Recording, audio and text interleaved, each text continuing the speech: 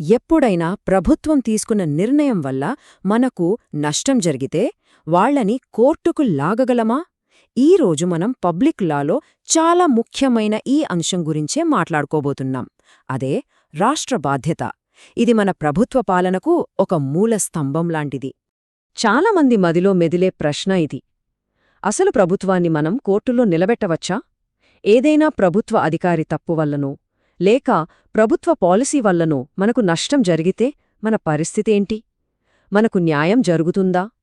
దీని వెనుకున్న చట్టమేంటో ఒకసారి చూద్దాం. ఒకప్పుడు ఈ ప్రశ్నకు సమాధానం సింపుల్గా లేదు అనేవాళ్లు.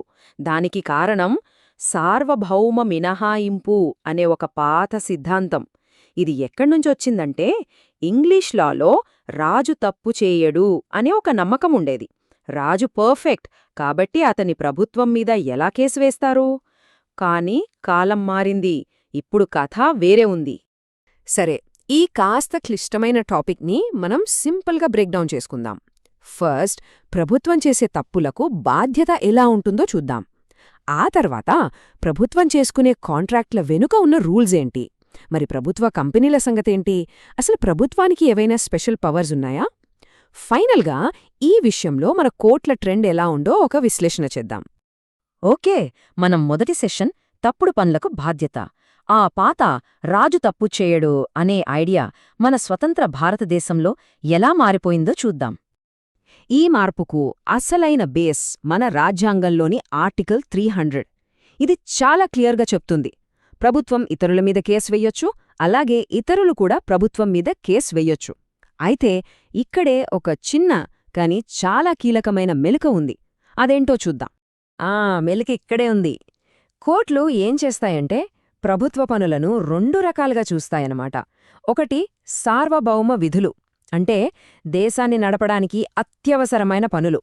ఉదాహరణకు మన సైన్యం, పోలీస్ వ్యవస్థ ఇలాంటివి.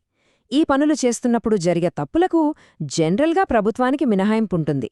ఇక రెండోది సార్వభౌమేతర విధులు, అంటే ప్రభుత్వం ఒక సాధారణ కంపెనీలాగా చేసే పనులు.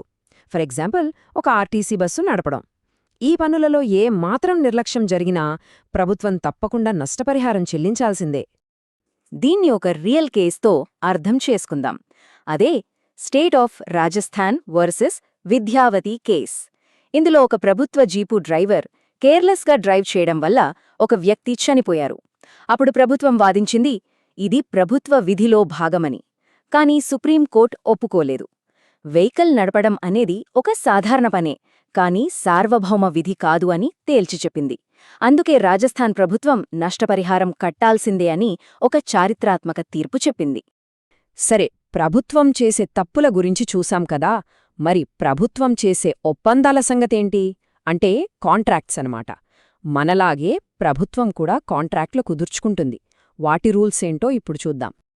ప్రభుత్వ కాంట్రాక్ట్ల గురించి మాట్లాడాలంటే మనం ఒకే ఒక్క ఆర్టికల్ గుర్తుపెట్టుకోవాలి, ఆర్టికల్ 299. మన రాజ్యాంగంలో ఈ ఒక్క ఆర్టికల్ ప్రభుత్వ ఒప్పందాలకు సంబంధించిన అన్ని రూల్స్ని సెట్ చేస్తుంది. ఇది చాలా చాలా ముఖ్యం. ఒక ప్రభుత్వ కాంట్రాక్ట్ చట్టప్రకారం చెల్లాలంటే ఆర్టికల్ 299 చెప్పిన ఈ 2 కండిషన్స్ ఖచ్చితంగా పాటించి తీరాలి. ఒకటి, ఆ ఒప్పందం రాష్ట్రపతి లేదా గవర్నర్ పేరు మీద జరగాలి. 2, వాళ్ల తరపున అధికారమున్న ఆఫీసర్ మాత్రమే సంతకం చేయాలి. ఈ రెండింటిలో ఏది మిస్ అయినా సరే ఆ కాంట్రాక్ట్ చెల్లదు, ప్రభుత్వం దానికి కట్టుబడి ఉండాల్సిన అవసరం లేదు. ఇంత స్ట్రిక్ట్ రూల్స్ ఎందుకు పెట్టారు? దీని వెనుక చాలా బలమైన కారణాలున్నాయి. మొట్టమొదటిది మనందరి పన్ను డబ్బును కాపాడటానికి. రెండోది అధికారం లేనివాళ్లు ప్రభుత్వ పేరుతో ఏది పడితే అది ఒప్పందాలు చేసుకోకుండా ఆపటానికి. ఇక మూడోది ప్రభుత్వ కాంట్రాక్ట్లలో పూర్తి పారదర్శకత, జవాబుదారీతనం తీసుకురావటానికి. ఓకే, ఇప్పుడు మరో ఇంట్రెస్టింగ్ టాపిక్లోకి వెళ్దాం. ప్రభుత్వం కొన్నిసార్లు వ్యాపారం కూడా చేస్తుంది.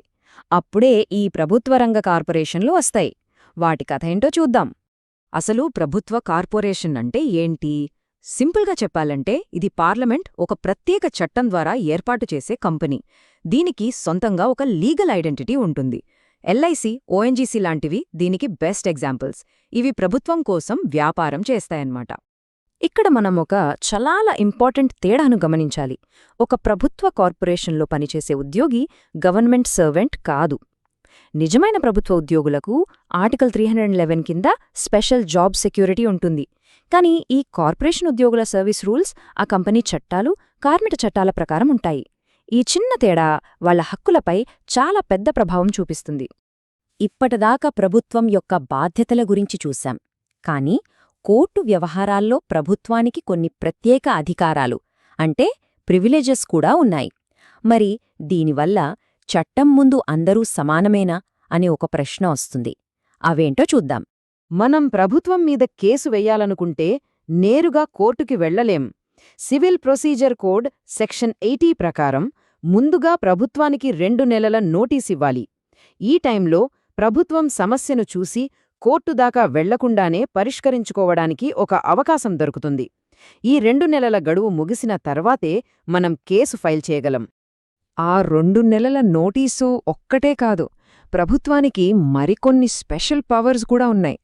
ఉదాహరణకు ఏదైనా ఒక చట్టంలో ఇది ప్రభుత్వానికి కూడా వర్తిస్తుంది అని క్లియర్గా రాయకపోతే అది గవర్నమెంట్కి వర్తించదు.